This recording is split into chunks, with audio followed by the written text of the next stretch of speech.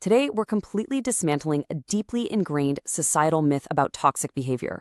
We are unpacking a concept that might honestly change how you view every difficult, challenging, or downright manipulative person you cross paths with.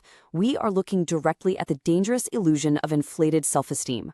So, we are constantly told that low self-esteem is the root of all personal failures, right? But is that actually true? Seriously, think about every self-help guru or piece of conventional wisdom you've ever heard. The narrative is always exactly the same. If someone is acting like a bully or lashing out, it's just because they're hurting inside. They must secretly hate themselves. We have literally been programmed to view toxic behavior as this sad cry for help, born out of a total lack of self-worth. Well, scratch that. The crucial point we're going to uncover today is that the most toxic manipulators in your life actually suffer from an excessive love for themselves. Just let that sink in for a second. The dark truth isn't that they have a deficit of self-esteem, it's that they have a massive, overwhelming surplus of it. They don't secretly hate themselves. No, they are obsessively infatuated with themselves. And as we're going to see, that obsession is incredibly dangerous for anyone caught in their orbit. Here is our agenda for the explainer today. First, the great self-esteem myth. Second, the dangerous illusion. Third, anatomy of a manipulator. And finally, spotting dangerous arrogance. Okay, part 1, the great self-esteem myth. You know, this popular myth is a massive obstacle because it makes naturally empathetic people deeply vulnerable.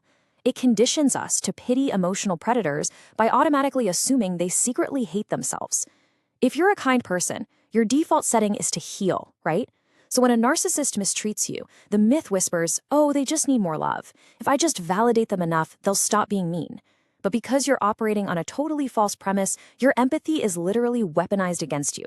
You end up feeding the beast instead of protecting your own boundaries. Moving on to part 2, the dangerous illusion. So here is the reality. Narcissists are driven by an obsessive, fragile love for themselves, not some hidden hatred. Notice the two key words here: fragile and grandiose. Think of their ego not as a solid brick wall, but as a massive, overinflated hot air balloon. It takes up the entire room, it demands everyone's attention, and sure, it looks super impressive from the outside. But because it is just filled with hot air, it is incredibly fragile. The absolute slightest pinprick of reality threatens to pop the whole thing. Because of that, they require constant, unending validation from everyone around them just to keep that balloon inflated. When we look at the core traits of Dark Triad personalities, which covers narcissism, Machiavellianism, and psychopathy, we absolutely do not see low self-esteem. We see excessive self-love paired with a highly fragile ego. And guys, this is a highly combustible combination. Because they hold this grandiose image of themselves as flawless, superior beings, any piece of data from the real world that contradicts that is treated as a mortal threat. When they're challenged, they don't retreat in sadness. No way. They become aggressively controlling. Let's get into part 3, anatomy of a manipulator. This cycle right here reveals the exact mechanical breakdown of an emotional predator the second their illusion is threatened by reality.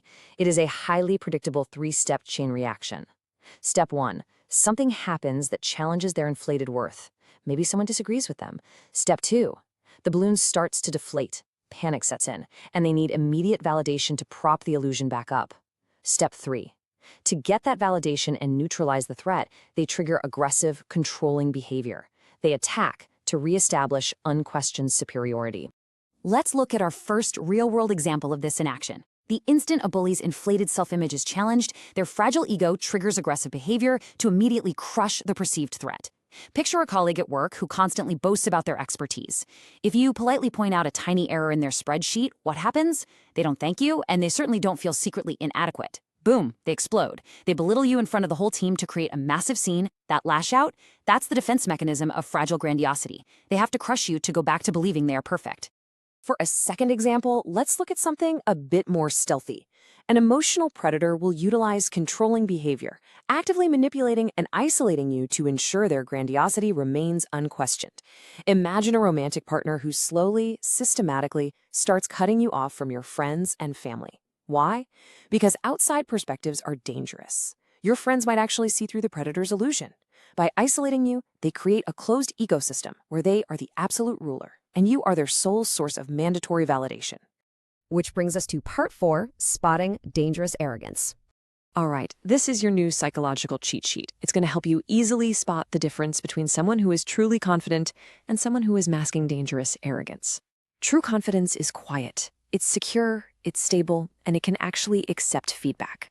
A genuinely confident person can admit when they're wrong, because being wrong doesn't destroy their entire sense of self. Dangerous arrogance, it is loud and demanding. It's that fragile grandiosity we've been talking about.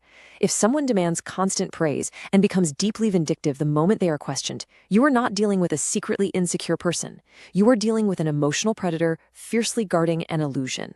So armed with this structural breakdown, I invite you to look closely at the controlling people in your life and ask yourself, what are they really protecting? The next time you encounter toxic behavior, please don't immediately jump to pity. Look for the signs of that over-inflated balloon. Evaluate exactly how they handle a simple challenge. Recognizing the difference between someone who is genuinely hurting and someone who is dangerously arrogant is literally the first step in taking back your power. So, who in your life is really playing this game? And how will you change your response the next time they demand your validation? Keep this in mind and stay observant out there. If you enjoyed this video, hit the like and subscribe button and join our community of bridge builders. Let's keep exploring the weird and wonderful ways our psychology shapes who we are today. See you in the next one.